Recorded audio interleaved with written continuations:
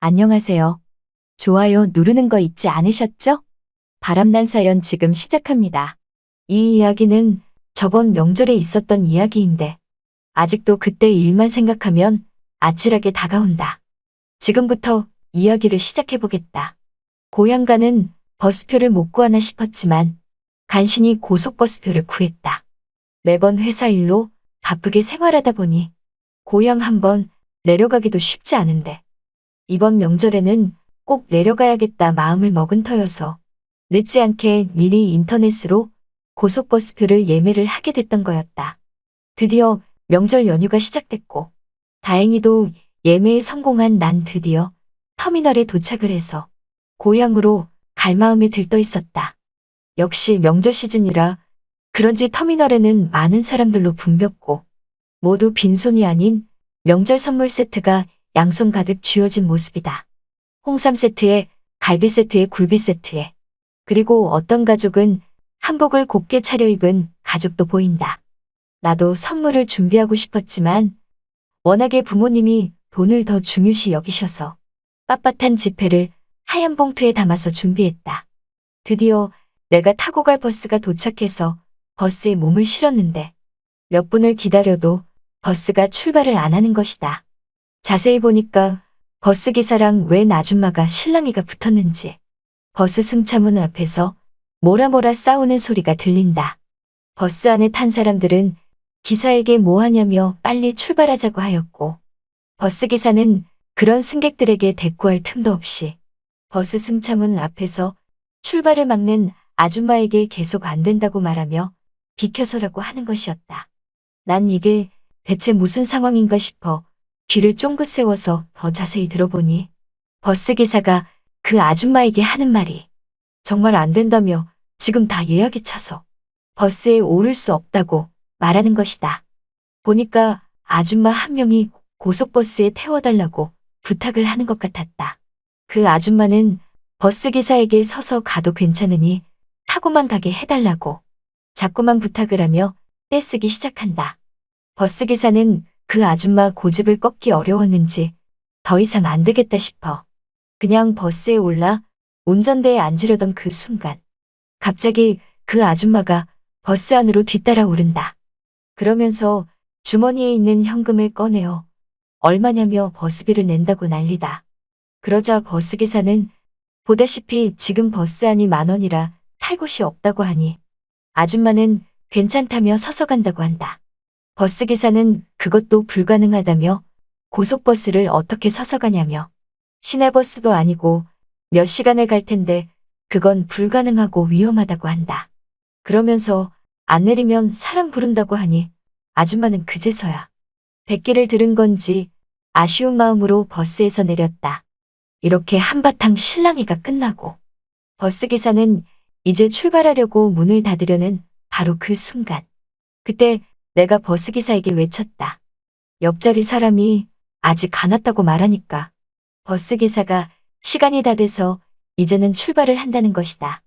난 내가 당시에 왜 그랬는지 모르겠지만 버스기사에게 그럼 이왕 출발할 거면 아까 못한 그 아줌마라도 여기 자리 하나 비었으니 돈 받고 태우면 안 되냐고 하니 버스기사가 고민을 하길래 다른 승객들도 그렇게 하라며 보니까 고향 내려갈 버스표 못 구해서 그런 것 같은데 어차피 자리도 남았고 버스비도 돈으로 바로 낸다니까 어떠냐고 하는 것이다.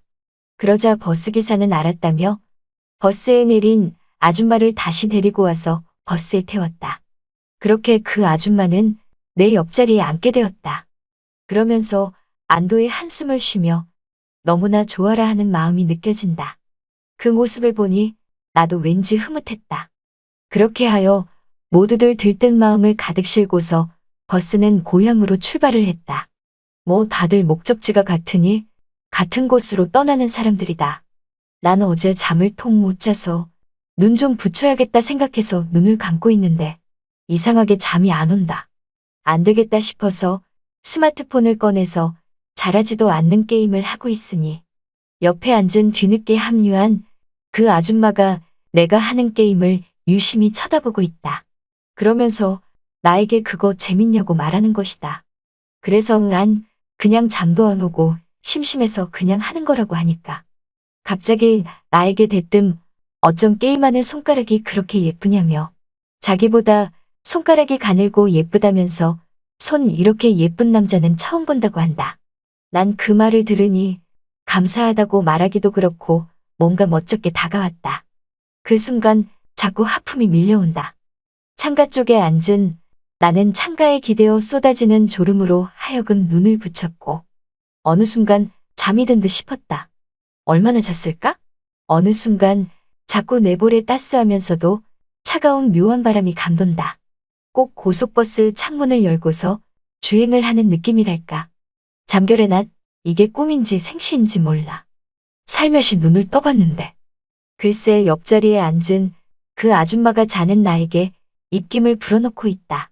난 놀라서 지금 뭐 하시는 거냐고 물으니 그 아줌마는 갑자기 나를 개슴츠레한 눈빛으로 쳐다보며 얼굴에 파리가 붙어서 떼어주려고 했다는 거다. 보니까 차 안에 파리도 안 보이는데 이상하다 싶었다. 그런데 또 얼마 되지 않아서 금세 졸음이 쏟아지기에 다시 또 버스에서 잠이 들었는데 이번에는 자면서 내 허벅지가 간지럽게 다가왔다. 누군가 자꾸 내 허벅지를 간지럼 피우는 느낌이 들어서 이번에도 살며시 눈을 떴는데 글쎄 옆자리 그 아줌마가 내 허벅지를 여러분이 지금 듣고 계신 채널은 바람난 사연 채널입니다. 나는 너무나 놀라서 왜 그러시냐고 하니까 이번에 아줌마가 하는 말이 좀 전까지 고향집에 통화했는데 그쪽이 자는 동안 전화를 격하게 받다 보니 침방울이 그쪽 허벅지에 몇 방울 튀었다면서 너무나 미안해서 닦아주느라 그랬다는 거다. 어이없었지만 난 그 정도는 이해할 수 있으니 이렇게 안 하셔도 된다고 하니까 아줌마는 그러냐며 뭔가를 뒤적뒤적이더니 자신이 싸운 삶은 계란 있는데 그거 한번 먹어보라며 나에게 권하기 시작한다. 난 괜찮다며 안 먹어도 된다고 하니까 아줌마는 내게 사람 성에 무시하는 거 아니라면서 반숙 계란이라서 정말 맛있고 간도 다 돼 있다며 한번 먹어보란다. 그러면서 갑자기 달걀 껍질을 손으로 손수 까기 시작하는데 닦아진 달걀을 들고서 아줌마는 날 보며 자, 라고 하길래 난 사양하니까 아줌마가 갑자기 그럼 못 쓴다며 이렇게 다 까놨는데 안 먹는 게 어딨냐며 어서 빨리 입 벌리라고 말하는 것이다. 난 하는 수 없이 아줌마가 까준 달걀을 받아 먹었다. 아줌마는 맛이 어떠냐고 물어보길래 난 정말 맛있다고 하니까 아줌마는 나에게 눈웃음을 치기 시작한다.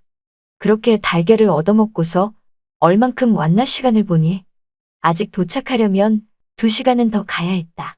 안 되겠다 싶어서 이번에도 눈을 붙였는데 이번에도 얼마나 잤을까? 자다 보니 자꾸만 한쪽 어깨가 결린다. 무언가 내 어깨를 짓누르는 느낌이 들어서 살며시 눈을 떠보니 글쎄 옆자리 그 아줌마가 내 어깨에 기대어 자고 있지 않겠는가? 아주 살포시 기대어 자고 있길래 어깨는 아프지만 왠지 깨우기가 좀 그랬다. 그렇게 한 10분쯤을 가만히 있으니 갑자기 그 아줌마가 뒤척이며 내 귓가에 대고 호호 하고 아까처럼 입김을 불기 시작한다.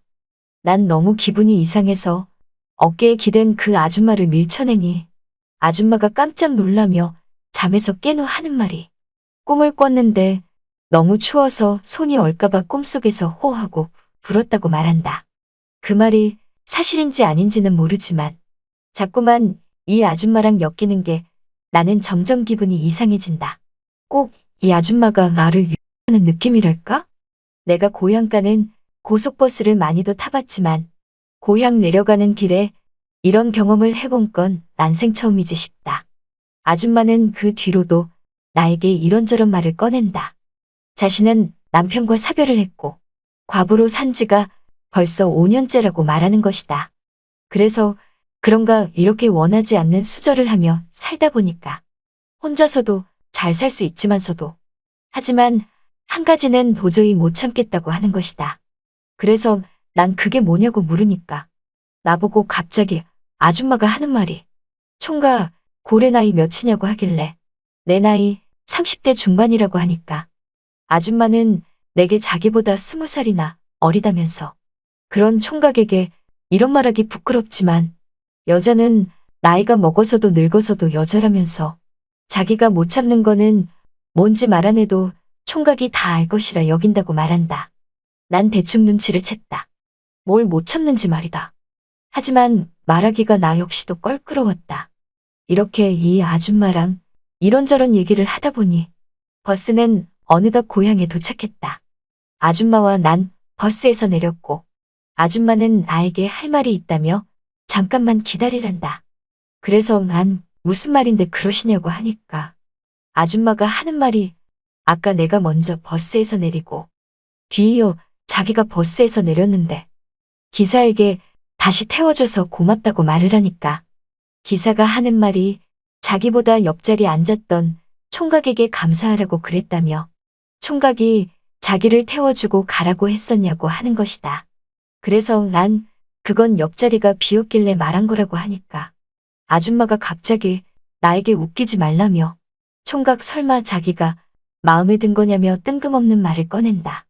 난 어이가 없어서 그런 게 아니라고 하니까 아니긴 뭐가 아니냐며 버스 안에서도 아까 자기가 입김 불어주고 그랬는데 모른 척 가만히 있었던 거 아니냐고 하길래 난 그 말에 황당했지만 내가 아무리 여자가 없어도 나보다 20살 많은 엄마 뻘되는 아줌마와 더 이상 엮이기가 싫었다. 그래서 난 아줌마에게 빠르게 인사를 하고 터미널에서 허겁지겁 빠져나와 택시를 잡아탔다.